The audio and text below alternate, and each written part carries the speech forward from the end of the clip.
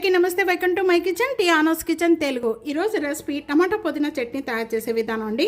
ఇది చాలా టేస్ట్గా ఉంటుందండి. బ్రేక్ఫాస్ట్ అండ్ రైస్లో కూడా ఇదే విధంగా ఒక్కసారి ట్రై చేసి మీకు ఎలా ఉందనేది కామెంట్స్లో తెలియజేయండి. ఎవరు కూడా సబ్స్క్రైబ్ చేయని వాళ్ళు ప్లీజ్ సబ్స్క్రైబ్ చేసుకోండి. రండి ఇది ఎలా తయారు చేయాలో చూసేద్దాం. టమాటా పుదీనా చట్నీ తయారు చేసుకోవడానికి ఇక్కడ నేను ప్యాన్లో 1 టేబుల్ స్పూను ఆయిల్ వేస్తున్నానండి. ఆయిల్ కాయిపోయిన వెంటనే కూడా ఇక్కడ 2 టేబుల్ స్పూను పల్లీలు.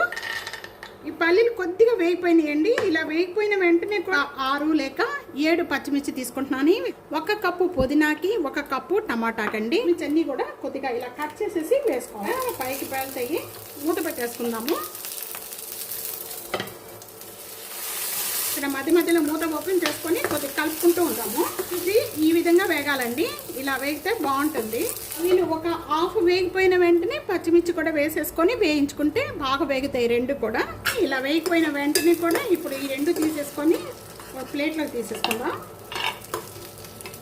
బాగా క్లీన్ చేసుకున్న పుదీనా ఇది 1 కట్ అండి. స్మెల్ పోయేంత వరకు కూడా ఇలా వేయించుకున్నాక టమాటా వేసుకుందాం. ఈ విధంగా కొద్దిగా మగ్గిపోయిన వెంటనే కూడా ఇప్పుడు టమాటా వేసేస్తున్నానండి. ఒక 2 టమాటా మీడియం ఫ్లేమ్లో పెట్టేసుకొని మూత పెట్టేసుకొని మగ్గించేసుకోవాలి. 2 వేసిన వెంటనే ఇప్పుడు మూత ఓపెన్ చేద్దాం. ఇలా మగ్గిపోయిన వెంటనే ఇంకా ఇప్పుడు స్టవ్ బంద్ చేసేస్తున్నాను.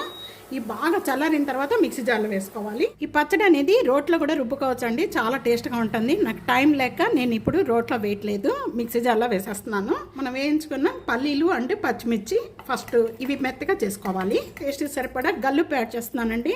కొద్దిగా చింతపండు, 1/2 టేబుల్ స్పూను జీరా, ఉల్లిపాయ రెబ్బలు ఒక 5 లేక 6 ఎక్కువగా తీసుకోండి. చాలా టేస్ట్గా ఉంటుంది ఈ పచ్చడిలోకి. అలాగే ఇవన్నీ కూడా బాగా మెత్తగా చేసుకుందాం. చేసుకున్న ఈ పచ్చడంతా కూడా ఈ విధంగా చేసుకోవాలండి. ఈ విధంగా చేసుకున్న దీంట్లో ఇప్పుడు మనం ముందుగా వేయించుకున్నప్పుడు ఈ 2 కూడా వేసేస్తున్నాను. యాడ్ చేసిన వెంటనే ఇప్పుడు మిక్సీ పట్టుకుందాం. మిక్సీ చేసే చట్నీ అంతా కూడా ఇప్పుడు చూద్దామండి. ఇలా చేసుకుంటే చాలా బాగుంటుంది. చిన్న చిన్న పీసెస్ కట్ చేసిన ఆనియన్లో ఒక హాఫ్ ఆనియన్ అనేది వేస్తున్నాను. మీకు ఇష్టం ఉంటే వేసుకోండి. ఇవి తగులుతూ ఉంటే చాలా బాగుంటుంది. మధ్య మధ్యలో మనం రైస్లో వేసుకొని తీసుకునేటప్పుడు చాలా టేస్ట్గా ఉంటుంది. అదే కనుక మనం బ్రేక్ఫాస్ట్లో వేసుకునేటప్పుడు అయితే మాత్రం ఈ చట్నీ ఆనియన్స్ వేసుకొని అవసరం లేదు. ఆనియన్స్ వేసేసిన వెంటనే కూడా ఇప్పుడు మనం ఒక్కసారి తిప్పుకుందాం. ఈ విధంగా ఒక్కసారి తిప్పుకుంటే చాలండి. పచ్చడి తాలింపు పెట్టుకోవడానికి ఇక్కడ నేను 1 టేబుల్ స్పూను ఆయిల్ వేస్తున్నాను. ఆయిల్ బాగా కాగిపోయిన వెంటనే ఒక్క ఎండుమిర్చి వేగుతూ ఉండగానే ఇక్కడ ఒక 1/2 టేబుల్ స్పూను జీరా, 1/2 టేబుల్ స్పూను మినపప్పు, 1/2 టేబుల్ స్పూను ఆవాలండి. ఒక రెమ్మ ఇవి వేగిపోయిన వెంటనే ఒక రెమ్మ కరివేపాకు, అలాగే కొత్తిమీర, చిన్న చిన్న పీసెస్గా కట్ చేసిన కొత్తిమీర వేగిపోయిన వెంటనే ఇప్పుడు నేను స్టవ్ బంద్ చేసేస్తున్నాను. ముందుగా మనం ప్రిపేర్ చేసుకున్న ఈ పచ్చడి అంతా కూడా దీంట్లో కలిపేసుకుందాము.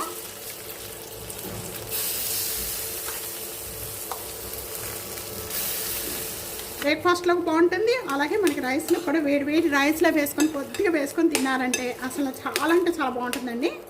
టమాటా పుదీనా చట్నీ రెడీ అయిపోయింది. ఒక బౌల్లో తీసేసుకుందాం.